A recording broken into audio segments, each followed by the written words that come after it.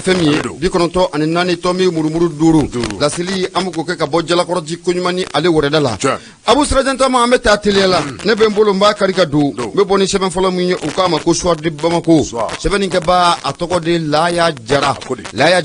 ayira ka foko projet munno be singa me domina kombi projet munna be talike nouvelle constitution no banga jamana sera sumba kura no obo okofo ibina ka foko mi nyoro shirvike no be bui haidara kofo ko sikata la kwa chemba nani keko amofo jamana marabago yiwa laya jara ayira kafoko amesigan sigina kafoko munye ere franjo mu bara muna be sinami domna kombi keko atishonga ka gelaye nyoro shirfuke ani transition marabago ni nyanke wa akuja kuya ningali ntomi nko okashiki adunya ayira kafoko adugulente mashila kafoko munye nyoro shirfuke abu sanga ni wati bela dilena akademe obeta ka transition marabago ni usegere munye laya jara ayira kafoko ni ye korofo jatimina ka laje o zabge abu anane ka foko munya anga bololo sirare fe ngando ko ni obora kuma kando ko ni obora maka munno obetalike anga nyoro shirvigala no bebuyi haidra kufo abu kuma kamuna abe kuma kosobe munyi jamana constitution no be jamana sera sumba kufo kuma kelembo o kan kosobe adundu golente mashila ka fo mamunno le bika jamana mara biame domina kombi abu olu aklana tate dore munyo constitution kura akaja obeseka sigi nga tuko muna akomunye ore kum konala ibena ka fakomunye nyoro shirivuke buye haidara abu sabna jara kwa fena odi akilnata muna be talike konson kura oka ako konson kura munyira akilnata na aflani abu ibena ka fakomunye anga parti politique chaman be olu koni gwara ko sebe koroda kanyeshi muyo konson kura imbara ma o masoro dore fe uyaira ka fako mamun no lubika fanga marame domna kombi no be transition marabako kufo abu olu manga bolera koni koka amaka sona jango kanane kuraye abu ko tolu fela koye abu ni duyo ko injate mena ka laje munyanga jamana fama no be colonel ashim ko ita kufo aso ya ira ka fako munye mali do nya siga fo belebele munno ko kera nanka mako assise national de la refondation abu o siga fo bengara fe munga jamana fama ko abiko osira wude ko otama abu oro kum konala akoni akili bala wati temuno na jamana fama ayo commission do ko sigi singa commission munno ye bara koni ka asheba koroke waibe na eka foku ka bara koni ma chama etegera koni ku ofu ukun ali no ya soro furugu do koni ko oyera akonna ula abu sabna jera munye jamana fama na manya ka foku munye avant projet uluklalu ka bara la furugu do na yeko okonna la ali bi ka ayira ka foku jamana fama akilna taye ko inga dele bela jele abu anana commission wora ko sigi commission munno anga mako commission de finalisation o commission de finalisation abu sabna jera asigi ku kunde dore ye mamunu mendolu ye murti fadi ko boloda kanyashi avant projet ma benga obeseka soro ko ina alibi patrika baka fola akoko munyi kelme geleme domina kombi abu fe muno kelme ngoni anga jamana marabago singorla la kanyashi munyo konson kuraima adugulonte mashila ka foko munyi alisame ko jera de kulumumbe nanga makolli mama abu kibe na ka foko munyi limama ale kelme ka murti fadi ko boloda tai abesunga ke gelaye imama anne jamana marabago ni nyonje gelame na be talike konson kura muno obara obesina baningala ko akuni yeli mama jate mina ka laje oluko akilna tete dora yo seba mo ba ko no be talike laicité abu ko laicité kwa ka bwa ko no peu laicité kwa kuma era kana fo teu be na ka foko oye munyeli mama oyo olu akilna tai yaira ka foko aka no blani femuye femu nanga mako multi confessionnel abu sabna dira ko okabla anola ko fo muno obey abu ko akeleme gelaye ko kum ko na lebe na ka foko munye au conseil islamique du Mali wati temono na alere conférence de président ni ko bara ko boloda abu ka akilnata ko ni ko di la cité ko inga ala cité ko munna akelme fin bi abu sabna dira mo akilnata ko o ci klenye ako adori ngama munye au conseil islamique abu sabna dira ko ale ko ni baga le munno be talike nouvelle constitution ko nyira o kan abu sabna dira ako o baga li de kera sababu ye ibena ka foko munye jamana marabaga wi délégation bele wuli adoni kama kunda munye nyoro ka nyoro shirifuke adugulente mashila ka foko munye nyoro shirifuke no bɛ buya Aïdara a kofɔ Abu ale ye maaba ye an ka jamana kɔnɔ la diinɛ bunakun o kɛnɛ kan jamana in yɛrɛ kɔnɔ ka taa bila mun ye a kɔkanna la Abu mabuye ye o ye tiɲɛ ye mabuye tɔgɔ k'o mɛn o ye nkalon kuma ko o de kun kɔnɔ la nana ye k'a fɔ ko mun ye ojo dɔ kɔni ko o nana ye bɔlɔlɔ siraw fɛ ojo mun ne Ɲɔrɔ Sidibukɛ ko a b'a ka cɛnjala naani Abu Safinɛ Jara ko a b'o fɔ mun ye transition marabagaw ye Fatirikɛ b'a ka fɔ la n'o bɛ Laya Jara ko fɔ Abu y'i tulo dayɛlɛ dɛ a ko mun ye Ɲɔrɔ Sidibukɛ n'o bɛ Buye Aïdara ko fɔ a y'a yira k'a fɔ ko maa minnu n'u bɛ ka jamana mara an bɛ don min na ko bi Abu Safinɛ Jara ko hakilina mun b'u la ko a faamuyara kosɛbɛ o sabu kɛ Abu Safinɛ Jara u bɛ fɛ ka kɛnɛ de k'a labɛn maa mun bɛ o bɛ na olu nɔnɔ k'o bila olu kana sɔrɔ kɛ puruna ka jɛ ko y'u hakilina ta ye Buye Aïdara a y'o kɔrɔfɔw ni k'o ɲɛfɔ Abu ojo in kɔnɔna la Buye Aïdara y'a yira k'a fɔ ko an bɛɛ lajɛlen de ye fasoden n'a ma ɲɛ k'a fɔ ko an bɛɛ lajɛlen ye fasoden wa an bɛɛ lajɛlen na an ka hakɛ fɛnɛ ko Abu ko o ka kan Buye Aïdara a y'a yira k'a fɔ ko an bɛ se k'a laɲini k'a fɔ ko min ye jamana a ka kɛ république islamique o ye Abu Safinɛ Jara ko y'a an ka hakɛ o ye o sabu kɛ n'i ye jamana in jateminɛ k'a lajɛ a yira k'a fɔ ko min ye jamana kɔnɔden fan caman de ye alisilamɛ o ye Buye Aïdara a ka kɔrɔfɔ kɔnɔna la a kɔni y'a yira k'a fɔ an bɛ don min na ko bi olu tɛ fanga ɲini Abu Safinɛ Jara olu fila dama ma fanga ɲini mais u ka hakɛ ye fɛn mun ye u kan ka bila o kɔnɔna o la Sidibukɛ a ka kɔrɔfɔ kɔnɔna la hali bi a y'a yira k'a fɔ ko min ye constitution kura mun o baara bɛ sen na Abu siga t'a la ko alisilamɛw k'u kuma yɔrɔ ko o kan ka ye a kɔnɔ a ko gan fɛn minnu o b'a kɔnɔ n'o tɛ dangari alisilamɛya la Abu Safinɛ Jara k'o t'an ka sira ye wa an ka sira foyi kɔni ko o to o la Ɲɔrɔ Sidibukɛ Abu hali bi a kumana dɛ a y'a yira k'a fɔ ko min ye jamana ye a bɛ taabolo min kan ko bi a dogolen tɛ maa si la ale Buye kɔni n'a ye mun fɔ Abu Safinɛ Jara a b'o de kɛ wa n'a y'a jɔyɔrɔ mun na Abu Safinɛ Jara k'a tɛ wuli ka Buye kɔni a kɔni ye mun laɲini fɛn kɔni kana cun jamanadenw kan kana fɛn tɛntɛn jamana kɔnɔdenw kan Abu ko o ta ale fɛla ko ye a ko an ka jamana in kɔnɔ Abu a dogolen tɛ maa si la ko bɛɛ lajɛlen bɛ taama diinɛ la ne diinɛ mun o ka di ye Abu ko gɛlɛya kɔni ko o to o kɔnɔ Buye kɔni y'a yira k'a fɔ ne gɛlɛya bɛ constitution in kɔnɔ gɛlɛya mun n'o bɛ tali kɛ constitution alisilamɛya kan Abu ko alisilamɛw k'u bɛna fara ɲɔgɔn kan k'o bolo da Buye Aïdara a ye kɔrɔfɔ laban mun ni k'o sɛlɛ a ko o de kun kɔnɔ la k'a b'a laɲini constitution kura mun a baara bɛ sen na Abu a ka ɲɛfɔ jamanadenw ye jamana kɔnɔdenw ka sensibiliser kolon in n'a bu k'u bɛɛ lajɛlen k'u bɔ ɲɔgɔn na Abu Safinɛ Jara k'o bɛ kɛ sababu ye ko bɛn o bɛ sɔrɔ a kɔnɛ la Buye Aïdara k'a bɛ tila k'a ɲini mun ye alisilamɛw fɛ maa minnu kɛlen bɛ ka muruti fari k'a bolo d'an bɛ don min na ko bi Abu Safinɛ Jara k'u ka proposition kɛ proposition mun n'an kama ko proposition concrète Abu Safinɛ Jara k'u k'o kɛ fasiri ye o fasiri fana ko o na da Buye kɔni y'a yira k'a fɔ a ko a bɛ wele bila maliden bɛɛ lajɛlen ma i kɛra silamɛ wo Abu i kɛra diinɛ wɛrɛ maa ye wo an bɛɛ lajɛlen ka an farati wa an ka to basigi o kɔnɔna la nafani filɛ nin ye a kɔni jɛnyana kosɛbɛ mun ye Ɲɔrɔ Sidibukɛ Abu bɔlɔlɔ kan kumakan mun n'o bɛ sen na o de filɛ nin ye i bonya o b'a la Laya Jara ale y'a fasiri ka bɔ sɔrɔden Bamako o kɔnɔ i bonya b'a la bɛɛ ka dɔn k'a fɔ an bɛ dugawu de kɛ hali bi k'a dɔn k'a fɔ fɔka bɛɛ Ala ka sabati maliden bɛɛ lajɛlen ni ɲɔgɔn cɛ a banna Buye k'a dɔn k'a fɔ an bɛ a fo n'o bɔra yen k'a dɔn k'a fɔ le soir de Bamako ni e y'a bila b'a sama ka gɛrɛnna i k'a dɔn k'a fɔ nin ye Laya Jara ale ka sɛbɛn don a ko i k'a dɔn k'a fɔ gouverneur min ni ale bɛ Bamakɔ i k'a dɔn k'a fɔ ko bi ale kɛlen bɛ ka wele bila min bɛ tali kɛ i k'a dɔn k'a fɔ parti politique minnu ni olu bɛ jamana kɔnɔ taa se k'a dɔn k'a fɔ parti politique olu tɛmɛnen kɔrɔ kɔfɛ organisation de la société civile mɔɔw i k'a dɔn k'a fɔ ni o bɔra yen min bɛ tali kɛ i k'a dɔn k'a fɔ parti politique olu ka représentant i k'a dɔn k'a fɔ ko ci bila mɛ ninnu bɛɛ lajɛlen ma e ko i k'a dɔn k'a fɔ a baaraw yɛrɛ a daminɛnen tɛ de i k'a dɔn k'a fɔ nɛgɛ kaɲa 10 waati n'i k'a dɔn k'a fɔ bi araba i k'a dɔn k'a fɔ mars kalo tile 29 san 2023 e ko nin waati na min bɛ tali kɛ i k'a dɔn k'a fɔ centre international de conférence de Bamako i k'a dɔn k'a fɔ an bɛ waati min na komi bi famɛ i k'a dɔn k'a fɔ i n'a fɔ dakɔnɔji a sababu ti dɔwɛrɛ dɛ o de y'i k'a dɔn k'a fɔ bi lajɛlen bɛ tali kɛ fɛn min kan o de y'i k'a dɔn k'a fɔ ko n'i y'a ta k'a lajɛ kabi waati dɔ la min bɛ tali kɛ i k'a dɔn k'a fɔ anw ka jamanikuntigi Asimi Goyita Aso min bɛ tali kɛ i k'a dɔn k'a fɔ EJ mɔɔw i k'a dɔn k'a fɔ u bilara u ka hukumu kɔnɔ EJ mɔɔw i k'a dɔn k'a fɔ jabaya u kɔni sɔrɔ la wa min bɛ tali kɛ i k'a dɔn k'a fɔ a démembrement la n'o bɛ tali kɛ i k'a dɔn k'a fɔ EJ a kan ka cɛri ka taa i k'a dɔn k'a fɔ an ka maradaw la ka taa se i k'a dɔn k'a fɔ kafow ani i k'a dɔn k'a fɔ dugumisɛnninw bɛɛ lajɛlen kɔnɔ o bɛ sen na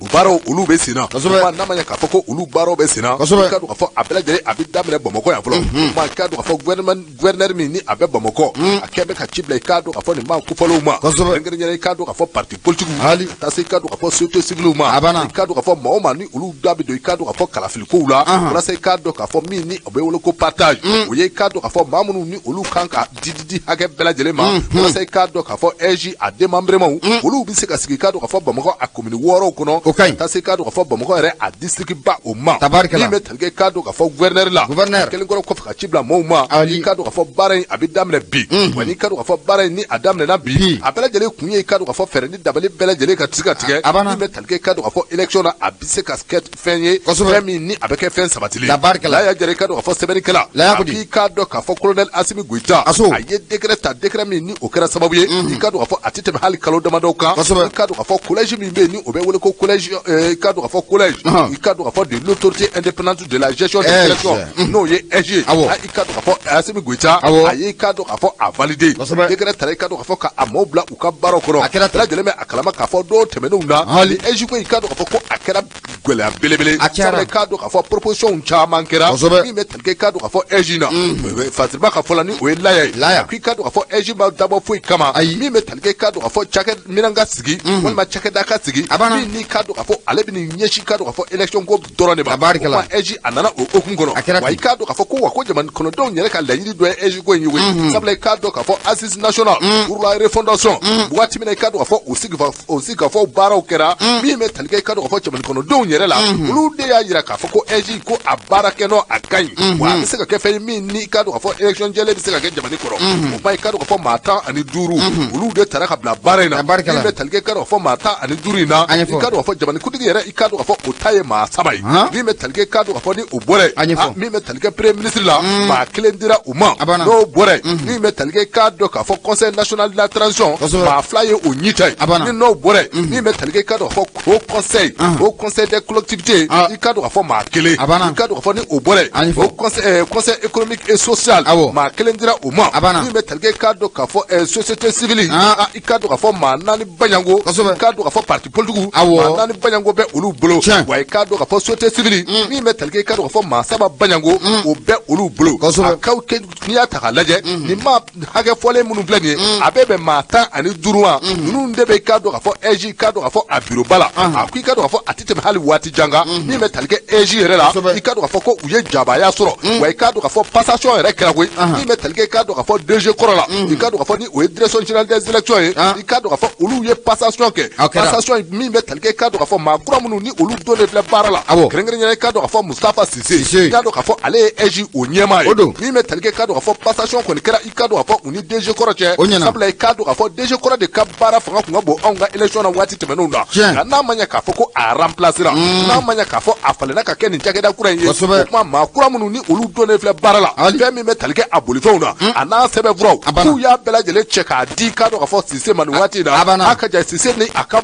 jɛkulu olu ka baara kɛ walasa i ka dɔn k'a fɔ élection libre transparente n'o ye i ka dɔn k'a fɔ élection jɛlen a bɛ se ka kɛ anw ka jamana in kɔnɔ hɛrɛ ani baden kɔnɔ parce que filɛ an ye min fɔ i ka dɔn k'a fɔ soir de Bamako kɔnɔ Laya Jara Ali Kassim don soir de Bamako Laya Jara an bɛ foli k'o lase a ma Abu kuma sɛbɛkɔrɔ cayalen don sabu kɛ dɔw y'a yɛrɛ k'a fɔ ko min ye kumakan ye ko kumakan kɔrɔ don n'o bɛ tali kɛ chefukɛ ka kuma la ayiwa an kɔni ta ye kunnafoni ye kunnafoni anw b'a lase limanaw de b'a faamuya u ka faamuya cogo la Ala k'a ɲɛ ka d'a ma Abu an bɛ taa indépendant ne bɛ n bolo don n bɛ bɔ ni a ye mun ye fasirikɛba Dawuda Sangare ani ka taa fara mun ye chefukɛ ka ma n'o bɛ Mohamed Aidara kofɔ Abu farala ɲɔgɔn kan ka nin fasiri ni ka a sɛbɛkɔrɔ sɛbɛ u y'a jira k'a fɔ ko mun ye affaire mun n'o bɛ tali kɛ RAS basi kan Ibu i bɛna ye k'a fɔ ko mun ye procureur de la commune Kati Abu ko kibaruya kura ko o bɔra ka binɛ kibaruya kura in tɛ tali kɛ fɛn mun kan Abu association de malfaiteurs n'o bɛ jɛrɛjɛkulu kofɔ jɛrɛjɛkulu mun n'olu ka baara ɲɛsinnen don tiɲɛni dɔrɔn ma burudali dɔrɔn ma Abu safinɛ jira o t'o jɛrɛjɛkulu ye wa ani jɛrɛjɛkulu fana don mun ye jamana faama Abu ɲɛsinnen don jamana faama dɔrɔn de ma u b'o buruja Abu u b'o buruja cogo mun na k'u b'o buruja ten a b'i n'a fɔ ko mun ye RAS basi ko a b'o jɛrɛjɛkulu fana k'a b'o kɔnɔ Dawuda Sangare ne Mohamed Aidara ya yira k'a fɔ ko mun ye kabi tɛnɛndon no bɛnna marsikalo kileta ani sabama ibena ye k'a fɔ ko mun ye Mohamed Yusufu Bacili ni bɛɛ lajɛlen ko a ma ko Arasi Bacha abu manda kɔni o taara ka da kan a sigiyɔrɔ taara bɛn mun ye Bamako o kasoboma o kɔnɔna o ma a ko jalaki mun n'o talen bɛ k'a sɛgɛrɛ jalaki n'an ka ma ko simulation d'infraction waati tɛmɛnenw na o ɲɛfɔra limanaw ye Abu Safinɛ Jara o ma sɔrɔ dɔ wɛrɛ fɛ ko mun ye Arasi Baci k'a y'a yira k'a fɔ ko mun ye Sumelu Buboye Maïga abu ko o fara de Patrick b'a ka fɔ la a ko mun ye porte-parole du collectif pour la défense de la République Diamosia kumana n'an ka ma ko CDR Abu Mohamed Yusufu Bacili alias Arasi Bacha ko a ka doni ko a ma giriya kura ye wa Patrick b'a ka fɔ la a ko k'o sabu kɛ u ye kibaruya dɔ sɔrɔ ka bɔ mun ye kiiritigɛlakaw yɔrɔ kibaruya mun yɛrɛ b'a yira k'a fɔ ko mun ye procureur de la commune 4 du district de Bamako n'o bɛ Idrissa Touré ko fɔ a b'i n'a fɔ ko kibaruya kura fɛnɛ ko bɛ ka bɔ ka binɛ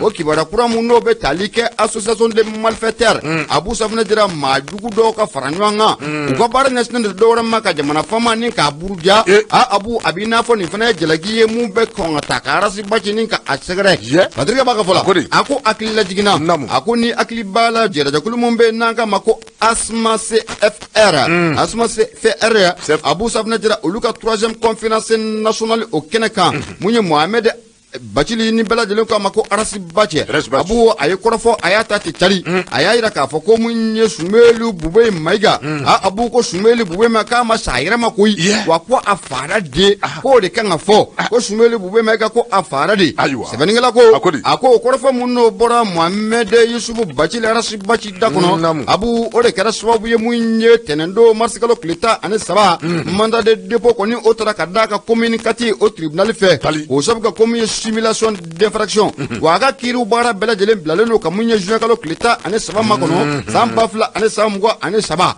a ko mun ye Arasi Baci a lafasaba mun bɛ n'o b'a ka avocat kofɔ n'o bɛ maître Kasimu Tapo kofɔ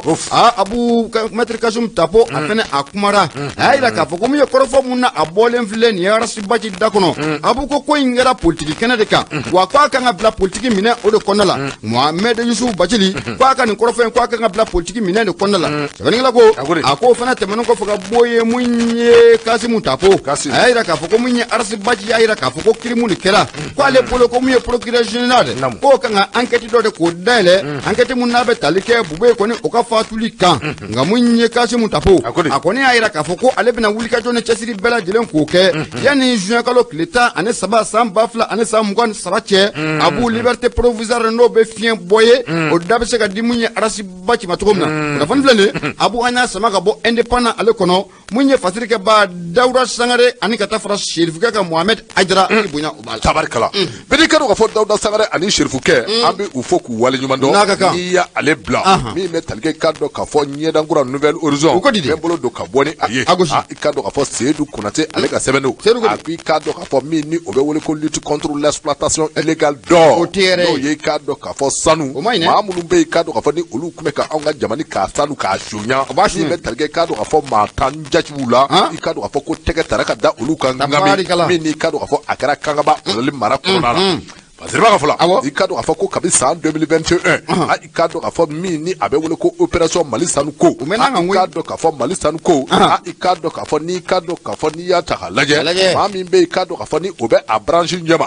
ou bien i k'a dɔn k'a fɔ a bolofara ɲɛma i k'a dɔn k'a fɔ ko o ye militaire ye ni o ye sɔrɔsilaka ye i k'a dɔn k'a fɔ nin sɔrɔsilaka ye kɛrɛnkɛrɛnnen i k'a dɔn k'a fɔ n'i ye a ta k'a lajɛ kabi waati dɔ la min bɛ talikɛ i k'a dɔn k'a fɔ an ka jamana marabaaw la i k'a dɔn k'a fɔ u ye fonctionnaire dɔw bila i k'a dɔn k'a fɔ cakɛda caman na minnu n'i k'a dɔn k'a fɔ olu bɛ wele ko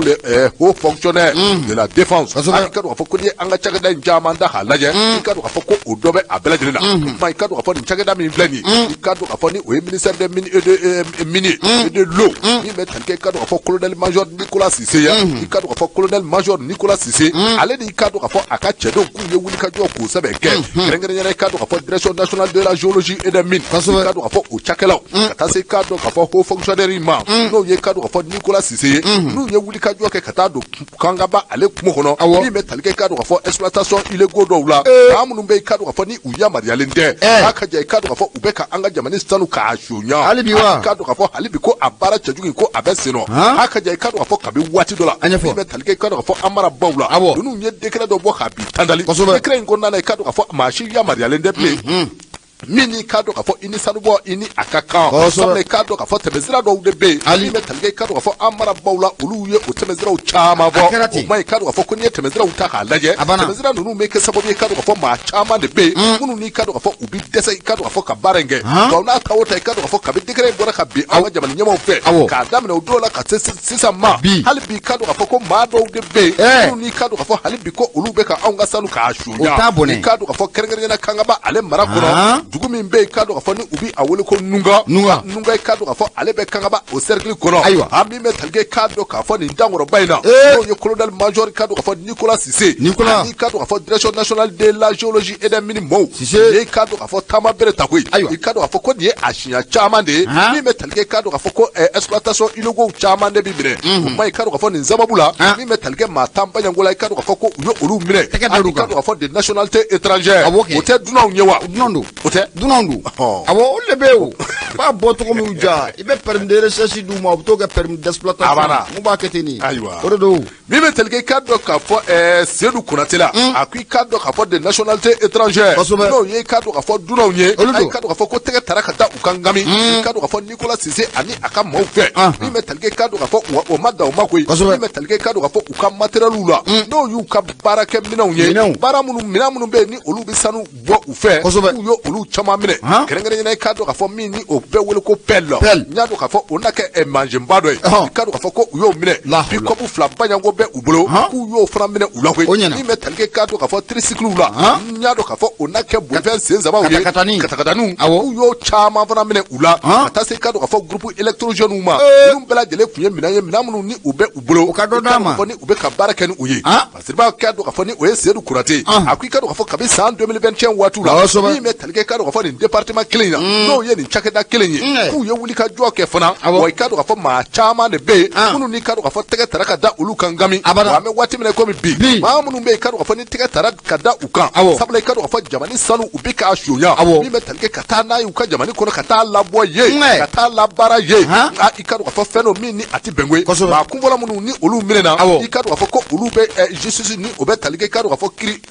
kiri bunakun i ka dɔn k'a fɔ olu bɛ o bolo kan n'o tɛmɛna ka bɔ yen min bɛ tali kɛ i ka dɔn k'a fɔ Keɲeba cercle o kɔnɔna na ka taa se kangaba ma ani kure male ninnu bɛɛ lajɛlen ye yɔrɔ ye saga ani waati i ka dɔn k'a fɔ exploitation illégaux maa minnu bɛ yen i ka dɔn k'a fɔ ni olu bɛ se ka jate i n'a fɔ zonba kulew sabula i ka dɔn k'a fɔ ni dossier t'i bolo ni sɛbɛnfura t'i bolo n'i yɛrɛ i ka dɔn k'a fɔ jamana sanu kan k'a bɔ i ka dɔn k'a fɔ ko i ni zo de bɛ kan koyi o ma i ka dɔn k'a fɔ ko n'i y'a ta k'a lajɛ Seydou Konate a ko i ka dɔn k'a fɔ ko n'i ye sanuko ta k'a lajɛ i ka dɔn k'a fɔ anw ka jamana in sɔrɔ k'a fanba ye sanu ye sabula i ka dɔn k'a fɔ san 2022 in na min bɛ tali kɛ i ka dɔn k'a fɔ sanu tɔni 69 a n'a kunkanfɛn k'i ka dɔn k'a fɔ ko o bɛɛ lajɛlen sar'o la anw ka jamana kɔnɔ yabɛ 69,3 tonnes u y'o bɛɛ wele ma nka bu bɛna mun f'i ɲɛna kun tɛ di kuntigi ko koyi fiyewu hakili k'a fɔ ko jagɛlɛya jumɛn de bɛ ninnu bila ka bɔ u ka jamana kɔnɔ ka t'u sigi mun y'an ka sanubɔyɔrɔ la ka sanu bɔ o jagɛlɛya t'u la koyi dɔw de bɛ sira d'u ma yan kuma ye tiɲɛ de tubabu tɛ baara kɛ ten koyi u tɛ se k'a kɛ fiyewu n'u yɛrɛ tubabu tɛ baara kɛ ten abada u bɛna dɔw fana ka hukumu dɔw de n ma faransi fɔ nka mun ye maa minnu ka baara ɲɛsin sanubɔ in ma olu tɛ baara kɛ ten dɛ wa ma faransi fɔ olu tɛ baara kɛ ten hali faransi fana u fana tɛ baara kɛ ten hali faransi fana kɛ abu est-ce que t'a la ni jɛgɛ y'i jan cogo min na sɔmɔnɔw b'i mɔ ten non ça c'est vrai an ka taa n'Ala sɔnna min bɛ tali kɛ i ka dɔn k'a fɔ nouvelle horizon Seydou Konate la a ko i ka dɔn k'a fɔ ko n'i y'a ta k'a lajɛ anw ka jamana san o san min bɛ tali kɛ miliyari caman de la i ka dɔn k'a fɔ ko anw bɛ ka olu perdu n'i y'a ta k'a lajɛ wari min yɛrɛ bɛ perdu anw ka jamana in kɔnɔ f'a bɛ t'i jɔ fɔ dolari i ka dɔn k'a fɔ dolari $134 144 milliards de dollars i ka dɔn k'a fɔ ko a bɛ taa i jɔ fɔ o bɛɛ la o kuma ko n'i y'a ta k'a lajɛ i ka dɔn k'a fɔ ko an ka marabaw k'u kɛlen filɛ ka fu min ziri i k'a dɔn k'a fɔ sanubɔ la sanu maa minnu bɛ yen n'u bɛ ka sanu bɔ d'une manière frauduleuse de la manière frauduleuse i ka dɔn k'a fɔ ni o bɛ tali kɛ suɲɛni siraw kan maa minnu bɛ yen i ka dɔn k'a fɔ ni u bɛ ka sanu bɔ an ka jamana kɔnɔ suɲɛ sira kan faamaw kɛlen filɛ ka u jɔra min na i ka dɔn k'a fɔ ko a bɛ kɛ sababu ye don nataw la yiriwa i ka dɔn k'a fɔ ani ɲɛta k'o sabati i ka dɔn k'a fɔ anw ka Mali dugukolo kan. A bɛ kɛ ten o. Pasiteri filɛ an ye min bɔ Nouvelle Horizon kɔnɔ Seydou Konate i ka dɔn k'a fɔ ale ka tɛmɛ. Seydou Konate an b'ale fo Abu nin ye waati ye mun ye Baba Adama Ture ale donna an b'a fɔ a ɲɛna ko a Ture fo Faransi. Abu n bɛ n bolo n b'a kari ka don n bɛ bɔ ni sɛbɛn ye sɛbɛn minnu k'a ma ko le sofa. Le sofa Abu Safinɛ Jara a fɔ tare n'a ma ɲɛ k'a fɔ ko mun ye tɛgɛ a bɛ ka ta ka da maa dɔw ka jamana fan dɔ fɛ n'u bɛ ka jamana sanu ni k'a bɔ ka sɔrɔ sariya sɛbɛn o t'u bolo a ko k'an ka taa an ka jamana a kɔrɔnfɛn bolo fɛ Abu ko sanu kɔni ko a yera Abu ko hali n'i bɛ taama e ko i taamatɔ i sen tɛna da sanu in kan wa Abu Safinɛ Jara a yera dugu la dugu mun n'an ka ma ko Alimagimawara Abu Safinɛ Jara ale ye dugu ye dugu mun n'a ni bɛri yɛrɛ kɔni o ma jangoyi bɛri ale fana ye dugu mun n'a bɛ Tɔnbɔkutu o mara o kɔnɔ Abu i bɛna ye k'a fɔ ko mun ye sanu k'a yera nin yɔrɔ kofɔlen o la tabarikala ko a ko mun ye sanu Abu ko a yera ko hali duguna yɛrɛ kɔni ko o ta a la région mun bɛ n'o bɛ Tɔnbɔkutu région o kofɔ kɛrɛnkɛrɛnnenya dugu mun bɛ n'an ka ma ko Alimagimawara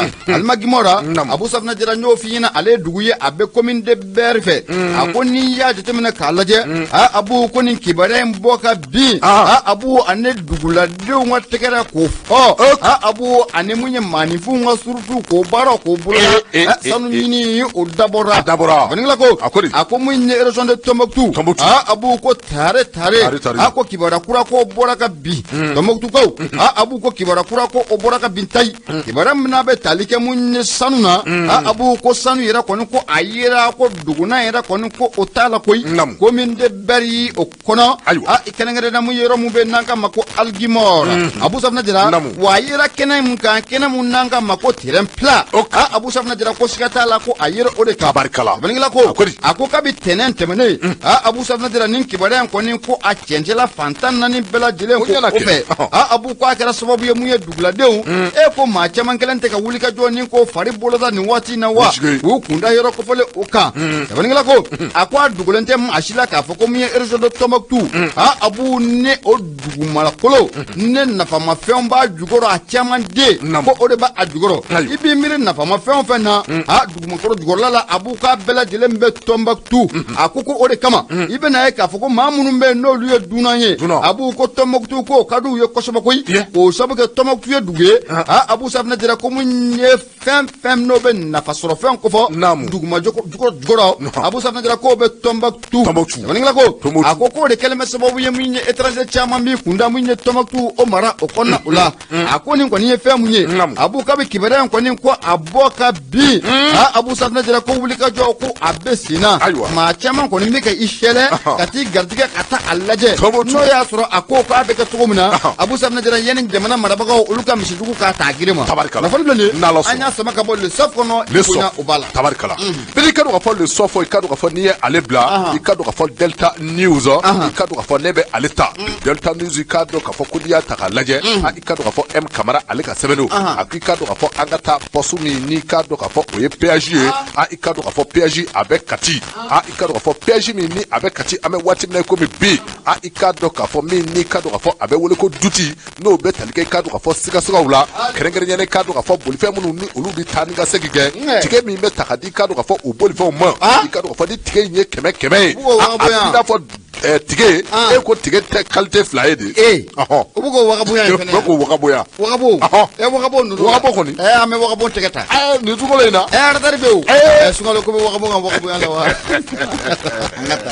M Kamara i ka dɔn k'a fɔ Delta News kɔnɔ a b'i ka dɔn k'a fɔ ko i ka dɔn k'a fɔ olu ye taa ka segin caman kɛ kɛrɛnkɛrɛnnen i ka dɔn k'a fɔ Kati péage la i ka dɔn k'a fɔ wa o tɛmɛnen kɔrɔ kɔfɛ kunnafoniw fana dira u ma min n'i ka dɔn k'a fɔ o bɛ tali kɛ nin baara jugu cɛjugu in na k'o de bɛ ka kɛ i ka dɔn k'a fɔ an bɛ waati min na komi bi péage min ni o bɛ Kati péage i ka dɔn k'a fɔ n'i y'a ta k'a lajɛ ale ye yɔrɔ min i ka dɔn k'a fɔ bolifɛnw bɛ taa ka segin min kɛ i ka dɔn k'a fɔ bolifɛn bɛɛ lajɛlen fɛn o fɛn ni i bɛ taa ka segin musaka dɔ bɛ i bɛ o sira i taatɔ i bɛ tali kɛ tigɛ la i b'o ta i taatɔ wa i segintɔ fana tigɛ i bɛ a ta n y'a dɔn k'a fɔ ko tigɛ in ye daasi 100 de ye o kuma i ka dɔn k'a fɔ ko n'i y'a ta k'a lajɛ min bɛ tali kɛ i ka dɔn k'a fɔ nin poste de péage in na Kati an bɛ waati min na komi bi min bɛ tali kɛ yurugu la min bɛ tali kɛ i ka dɔn k'a fɔ jamana ka wariw k'i ka dɔn k'a fɔ ko a bɛ ka suɲɛ maa dɔw fɛ koyi mugu de ale ka fola a ko i ka do ka fɔ ko n'i y'a ta k'a lajɛ tigɛ fɔlɔ min bi d'i ma i ka do ka fɔ ko n'i y'o tigɛ in ta k'a lajɛ i ka do ka fɔ ko kunnafoni caman bɛ a kan sabula i ka do ka fɔ ko tigɛ in ko a informatisé don ka tigɛ ka informatiser le tigɛ informatiser filanan o bɛ cogo di filanan ɲaami b'o la wa ɲaami de b'o la bidi min bɛ talikɛ M Kabara la a ko i ka dɔn k'a fɔ tigɛ fɔlɔ min ni o bɛ d'i ma o i ka dɔn k'a fɔ o ye tigɛ min ni a informatiselen don sabula i ka dɔn k'a fɔ o ye tigɛ jɛman ye o tɛmɛnen kɔfɛ ka bɔ yen ko n'i ye o tigɛ in ta k'a lajɛ min bɛ talikɛ bolifɛn yɛrɛ la ale numéro i ka dɔn k'a fɔ ko o bɛ o kan dati a kɛn bɛ don min na o dati fana bɛ o kan a ka jan i ka dɔn k'a fɔ bolifɛn tɛmɛna heure min na ko nin bɛɛ lajɛlen i ka dɔn k'a fɔ ko nin bɛɛ lajɛlen sɛbɛnnen bɛ a sanfɛ nka n'o tɛmɛna ka bɔ yen tigɛ wɛrɛ min ni o bɛ ta ka di mɔgɔw ma k'o ye tigɛ min ni i ka dɔn k'a fɔ o carton ma dogo wa i ka dɔn k'a fɔ min ni o bɛ wele ko rature rature e terme dɔw mɛn ka ban sɛbɛnni la hawla an ka taa min bɛ talikɛ tigɛ filanan in na i ka dɔn k'a fɔ ko rature bɛ o kan wa i ka dɔn k'a fɔ kunnafoni jɔnjɔn foyi tɛ tigɛ filanan in kan min b'a yira k'a fɔ ko nin ye nin bolifɛn ka tigɛ ye sabula i ka dɔn k'a fɔ informatique fan si tɛ a kan bolifɛn numéro tɛ a kan i ka dɔn k'a fɔ min bɛ talikɛ dati la wa i ka dɔn k'a fɔ ko caisse numéro tɛ a kan foyi foyi tɛ i ka dɔn k'a fɔ nin tigɛ filanan in kan wa o tigɛ filanan ko o ta k'o di mɔgɔw ma wa i ka dɔn k'a fɔ ko mɔgɔw ni o sarali de ka kan parce que b'a kɔni ka fɔ la a ko i ka dɔn k'a fɔ ko n'i y'a ta k'a lajɛ ko a b'i n'a fɔ wari kun fɔlɔ o bɛ taa jamana ka kɛsu kɔnɔ nka wari kun filanan n'o bɛ talikɛ kɛ don ka fɔ fo tigɛ la e ko o tɛna taa maa wɛrɛw ka pɔsi kɔnɔ wa maa ni yɛrɛ kun ye o ye o ye wa maa ni yɛrɛ kun ye an ka jamana in ko ninnu ba man di dɛ i ka dɔn k'a fɔ M Kamara i ka dɔn k'a fɔ Delta News kɔnɔ a ko i ka dɔn k'a fɔ kunnafoni dikun ti dɔwɛrɛ dɛ maa minnu bɛ yen i ka dɔn k'a fɔ ni jamana a marabaa ɲɛmaaya bɛ u bolo bi k'u ka wuli ka jɔ kɛ koyi wa i ka dɔn k'a fɔ nin waati in na k'u ka wuli ka taa poste la Kati kɛrɛnkɛrɛnnen i ka dɔn k'a fɔ PJ sabula i ka dɔn k'a fɔ ko nin ɲɔgɔn ko gɛlɛya belebele k'o de bɛ i ka dɔn k'a fɔ bolifɛntigiw kan sabula i ka dɔn k'a fɔ maa caman bɛ yen ko olu ka lajɛli ti bɔ a ko kan nka a kɔni yirala k'a fɔ tigɛ fila de bɛ ka baara kɛ tigɛ fɔlɔ o ye ɲuman ye min ni o wari bɛ taa faso kɛsu kɔnɔ nka tigɛ filanan i ka dɔn k'a fɔ ko o tɛ tigɛ ɲuman ye ko man d'a la n'a y'a sɔrɔ ko o wari bɛ taa faso ka kɛsu kɔnɔ bɔ cira est ce que filanan in wari bɛ taa ye ne t'a dɔn filanan b'a la filanan t'a la mais n'i y'a sɛgɛsɛgɛ c'est tes parents ayiwa a mana kɛ cogo cogo parents de bɛ baara kɛ o yɔrɔ in na a mana kɛ cogo cogo abu n'i ye péage mɔgɔw ta k'a lajɛ u ka bɔ k'a ɲɛfɔ a tila bɛɛ Tarawele la kan u ka bɔ k'a ɲɛfɔ o don na ma jɛti ko fɔ yan ou bien papier in tɔgɔ visite technique o fo ma bɔ wa nin fana tɛ tigɛ fo bɔlen ayi nin ma daminɛ bila sa nin ko ninnu bɛ sen na bila ko to abu foli ye an b'a lase an ka belebele ma abu n'o bɛ Nabusar n'o bɔ ale ko fɔ Nabusar a sɔgɔlen b'an na fɔ États-Unis n'o bɛ Zɔtɔ jamana ko fɔ Nabusar Abu Safunɛ Jara ko a ka sikaro ma si yan fɔlɔ dɛ sikaro sukalo fana ma taa yɔrɔ la fɔlɔ dɛ cɛ jɔ an ka dɔɔnin sa c'est vrai que le 7e jour là mɔni tobilen sigilen don sikaro t'a la mɔni tobilen mais a gansan min kɛ o de fɔra ni n tɛ gaso ye mun fɔ n tɛ mɔni gansan min n t'a min Abu Nabusar an bɛ foli ko lasa ma n'an y'ale fo sa min ye Sidi Bɔgɔba Kulubali an b'a i ka technicien bɛ ka ci a bɛ ka ci bolo technicien yɛrɛ n'a ka mɔni bɛ yen sikaro t'a la ayi e sɛbɛ la ala ka ɲɛ ka d'a ma ayiwa bete Abu an bɛ Alasani Fofana n'i yɛlɛla i bɛ woro sɔrɔ dɛ u kana ni sukoro ye mɔni bɛ se ka min mɔniw tobilen de bilalen bɛ sikaro t'a sans sucre ne kɔni t'a min ala ka sukoro ko nɔgɔya Alasani Fofana kana ko ka taa mun ye ala ka sukoro ko nɔgɔya ami fɔ fukulo banna awɔ bindu i b'a fɔ a bi ɲɛna ko a kana a ko kɛ ten dɛ a ka sikaro ko ɲini an ka madame bɛ Espagne Alimaɲare kɛ awɔ Alimaɲare ale bɛ sukoro bila ka na o a banna a ti mɛn sikaro bɛ na n'ala sɔnna Abu an bɛ taa Abu mun ye région de Gao na an donna o kɔnɔna la Abu nin tɛ kibaruya duman fana ye koyi Abu n'a ma ɲɛ k'a fɔ ko an bɛ ale sunkalo an b'o kɔnɔna o la Abu nin ye misiri mun n'an ka ma ko dagoya i bɛna ye k'a fɔ k'a bɛ région de Gao o fɛ mun ye jatigɛwale kɛbaaw ye n'o bɛ maa jugu ninnu ko fɔ Abu u surutula misiri kɔnɔ waati min na maaw bɛ ka nafila seli k'o baaraw k'o bolo da Abu ka seli yɛrɛ k'o tigɛ cari k'o ma da o ma koyi Abu mun ye maninfinw ye ka bugɔli yɛrɛ baaraw k'o bolo da Abu fɔ dɔw ye kogo ta k'o tun o tuma ala a tɔgɔ u ye fatiyaw kala o ta ma sɔrɔ ta min sɔrɔ cogo ta ma sɔrɔ burudu ta foyi ma sɔrɔ ka wurudi ta sɔrɔ